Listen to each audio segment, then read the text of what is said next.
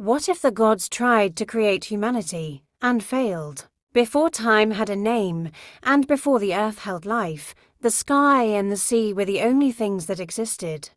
There was no sun, no moon, no people, only the calm waters below and the endless sky above. And in that vast silence, to powerful Creator God stirred, heart of sky and heart of earth. From the breath of their thoughts, the gods shaped the world. Mountains rose, rivers twisted, trees took root. Animals were born, and stars scattered like seeds across the dark.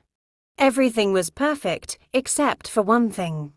There were no humans to speak the names of the gods or to keep time alive through memory, so the creators tried. Their first attempt was made of mud, but the mud men were soft, fragile, and weak. When it rained, they crumbled. When they walked, their bodies fell apart. They had no strength, no soul, and most importantly, no understanding of the gods. The creators wept and let the rain wash those beings away. The second try was with wood. The wood people looked human, they could speak and move. But they were empty, hollow like dry trunks, they had no hearts, no gratitude. They forgot the gods, they forgot each other. Birds mocked them, dogs bit them, even their own grinding stones turned against them. In the Maya worldview, this wasn't just a story of failure. It was a warning, a lesson about what it means to be truly alive. The wooden people became a cursed generation. They multiplied and built homes, but they lacked soul. When nature turned on them, they couldn't defend themselves. Monkeys are said to descend from them, forever jumping through the trees. No longer human, but not quite animal either. A reminder of what happens when we lose our connection to spirit and to gratitude. But the gods were not done. They still believed in the possibility of true humans. Beings who could think, feel, and worship, so they searched for a new material. Something that could carry both strength and spirit. The answer would come from something humble and sacred to the Maya, something that grew from the earth, nourished the people, and held a power of its own. That answer was corn. What if your entire identity came from something as simple as a grain of corn? After the failure of the mud people and the wooden people, the gods paused.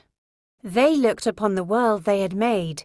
The rivers flowed, the trees bore fruit. The sun now rose and set across the sky. But still, there were no true humans, no voices offering thanks. No hands shaping calendars or stories, no hearts remembering the divine. So heart of sky and heart of earth turned their attention to something sacred, something alive, corn. Maize was already central to the land. It grew in the fields, it fed the animals, it sustained all that breathed. It was soft yet strong, delicate yet enduring. And the gods saw in corn the balance they needed. So they took the white corn and the yellow corn and ground it into a fine meal.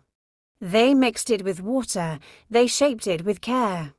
And from that sacred dough, they formed the first true humans. These new beings were different. They could speak with wisdom, their eyes were sharp, able to see far and deep into the world. They honored the gods, they built altars, they remembered their ancestors. They worked with the earth and sang to the stars.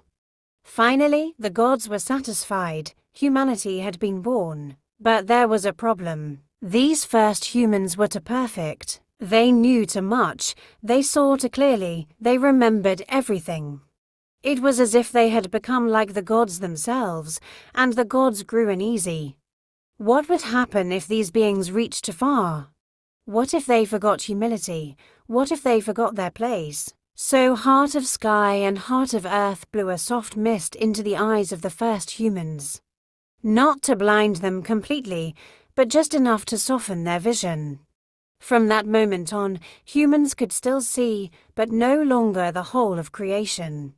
They could still remember, but not every detail. They remained intelligent, but limited, mortal, imperfect, just enough. This moment marks a powerful turning point in Maya thought. According to the Popol Vuh, corn is not just food. It is what we are made of. It is our origin, our body, our spirit. Every bite of maize connects us to creation, to the earth, to the gods who shaped us. In Maya tradition, this sacred bond with corn is still honored today. Through rituals, through farming, through stories passed down across generations. In every seed planted and every tortilla made, there is a whisper of that ancient truth, that we are, at our core, people of maize. But this isn't the end of the story. Because soon, new forces will rise, the world will face great trials. And the descendants of the corn people will be tested again and again. What if your ancestors had to journey through the underworld just so you could exist? After the creation of true humans from corn, the world was finally complete, but peace never lasts forever. Deep beneath the earth, in the shadowy realm of Xibalba, the lords of the underworld stirred.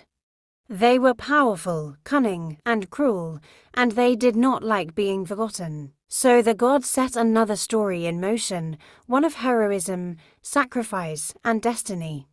A story that would shape the heart of Maya culture, the story of the hero twins. Hun Hunahpu and Vukub Hunahpu were demigods, sons of the creators, and devoted players of the sacred ball game. Their game echoed through the heavens and down into Xibalba.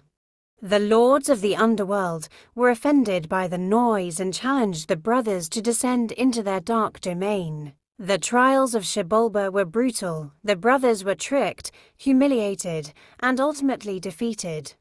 Hun Hunahpu was sacrificed, but that was not the end. His head was hung in a calabash tree, where it took root and grew. One day, a daughter of Xibalba named Squick walked by the tree. As she reached for its fruit, the spirit of Hun Hunahpu spoke. From their mystical union, she became pregnant with twins. The hero twins were born. Hunahpu and Zbolink were clever, brave, and full of questions. When they learned of their father's fate, they vowed to return to Xibalba and restore balance. They trained, they played the sacred ball game. And they prepared themselves for the journey below. The twins faced every kind of challenge. They entered houses of darkness, blades, cold, and jaguars. But they were smarter than their enemies.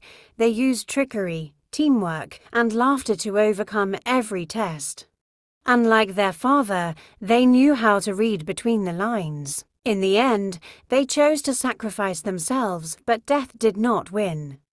Through their cunning, they returned to life in a new form. One became the sun, the other the moon.